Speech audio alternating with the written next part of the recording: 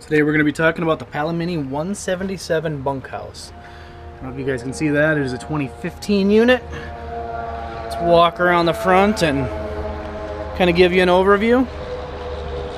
It's got a 20-pound LP tank up front, manual jack up front, diamond plating, obviously goes into the fiberglass. Dry weight on this unit looks like it's 2848. So still really light. Kind of walking around, you're gonna have some pass-through storage, city water connection. If you look at the windows on this unit, they are frameless.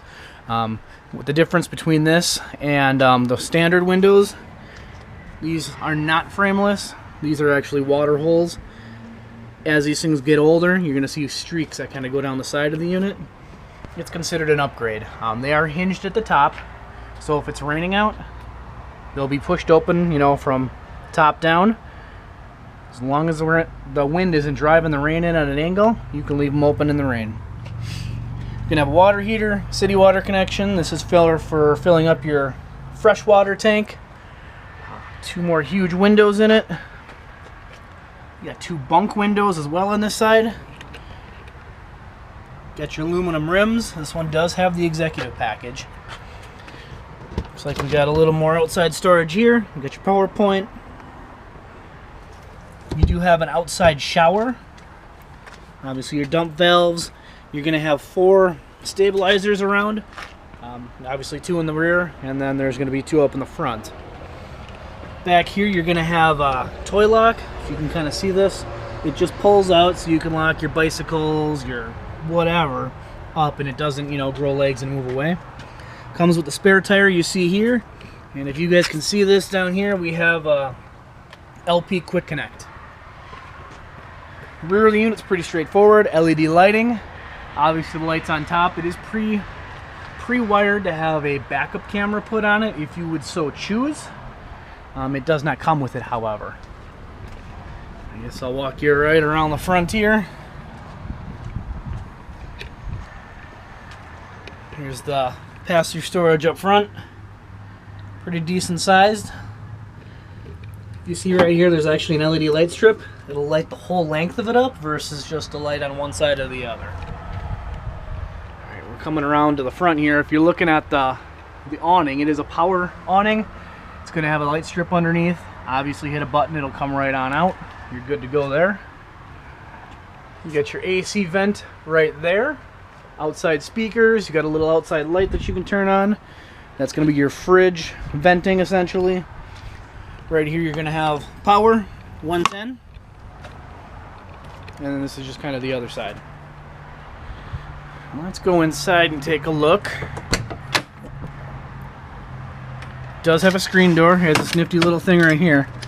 It will open and close the door, so if you wanted to, you know, have your screen door shut, definitely do that. A little shock up top here to hold the door open for you. First thing you notice when you walk in, you'll have controls on your left. Awning in, awning out, tank monitors, some light switches, and if you want your water heater on and off, and your thermostat.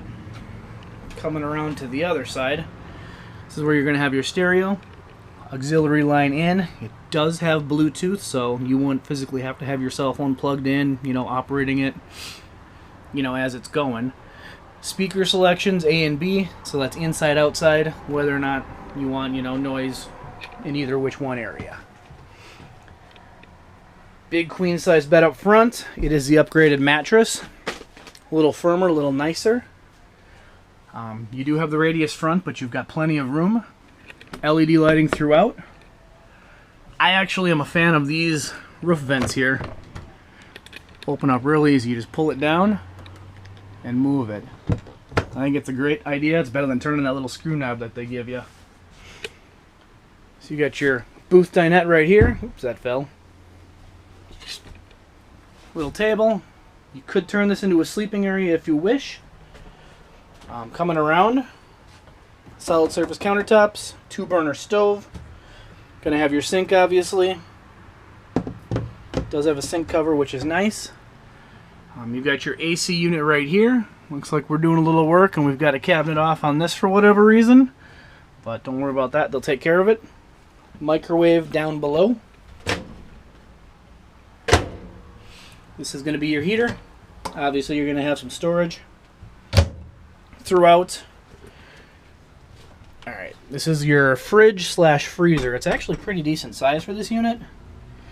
So when you're looking in it, freezer's up top, obviously fridge down below.